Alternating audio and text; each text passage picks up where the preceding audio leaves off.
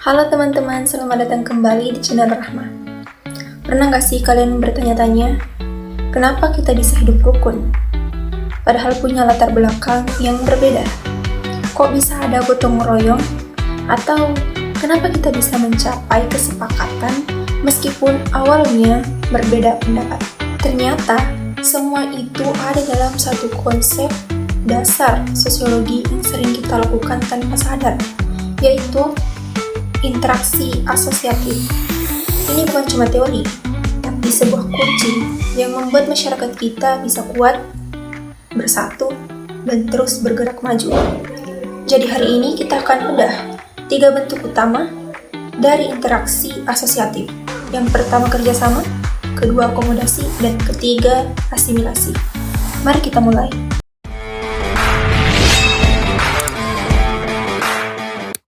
Apa itu interaksi asosiatif?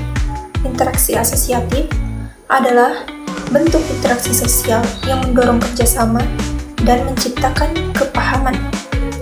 Ini terjadi ketika individu atau kelompok memiliki tujuan yang sama. Hasilnya, solidaritas, integritas, dan masyarakat yang lebih kokoh. Poin-poin utamanya berupa: pertama, ada saling pengertian dan kesepakatan. Kedua, prosesnya harmonis dan saling mendukung. Ketiga, tujuannya untuk kepentingan kolektif, bukan hanya kepentingan pribadi. Jadi, ini bukan tentang siapa yang paling menonjol, tapi tentang bagaimana kita bisa mencapai tujuan bersama. Ada 3 bentuk utama dari interaksi asosiatif yang akan kita bahas hari ini. Yang pertama kerjasama, kedua akomodasi, dan ketiga asimilasi. Yang pertama adalah kerjasama atau cooperation.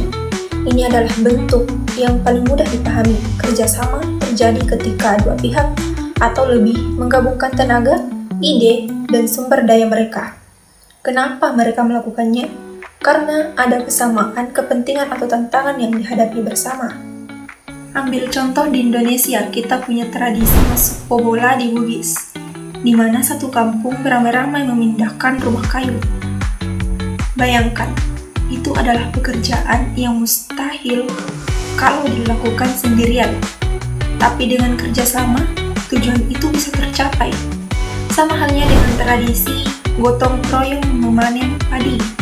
Kerjasama ini menunjukkan bahwa kita jauh lebih kuat saat bersatu. Nah, kalau akomodasi ini agak beda. Ini bukan tentang mencapai tujuan bersama, melainkan tentang menjaga keseimbangan sosial saat ada perbedaan. Akomodasi ini bisa diartikan sebagai kondisi seimbang di mana nilai dan norma menjadi acuan bersama, atau ini bisa diartikan sebagai proses dinamis untuk menurunkan ketegangan atau konflik.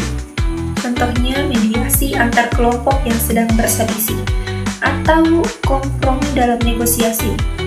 Tujuannya jelas, memulihkan harmoni dan menciptakan stabilitas jangka panjang. Jadi, ini adalah mekanisme darurat saat hubungan sosial mulai tegang. Terakhir, asimilasi. Ini adalah proses yang paling mendalam, di mana terjadi penyatuan budaya dari 2 atau lebih kelompok yang berbeda. Interaksi yang intens akhirnya melahirkan budaya baru yang diterima bersama. Menariknya, identitas asli dari setiap budaya tidak benar-benar hilang, melainkan bertransformasi menjadi bentuk yang lebih inklusif. Contoh paling nyata bisa kita lihat di kuliner. Pernah coba nasi goreng merah atau mie titi? Itu adalah hasil perpaduan kuliner Makassar dan Tionghoa. Makanan-makanan itu tidak hanya menjadi milik satu budaya saja, tapi sudah menjadi bagian dari identitas kuliner yang lebih besar. Kenapa kita perlu tahu semua ini? Karena interaksi asosiatif sangat penting bagi masyarakat kita. Pertama, ia memperkuat kohesi sosial dan rasa persaudaraan. Kedua, ia menjadi dasar untuk kerjasama lintas perbedaan. Dan ketiga, ia membantu kita mengelola perbedaan tanpa harus berakhir dengan konflik berkepanjangan. Pada akhirnya, melalui kerjasama, akomodasi, dan asimilasi, kita bisa menyatukan perbedaan, menciptakan identitas bersama, dan menjaga stabilitas sosial yang berkelanjutan.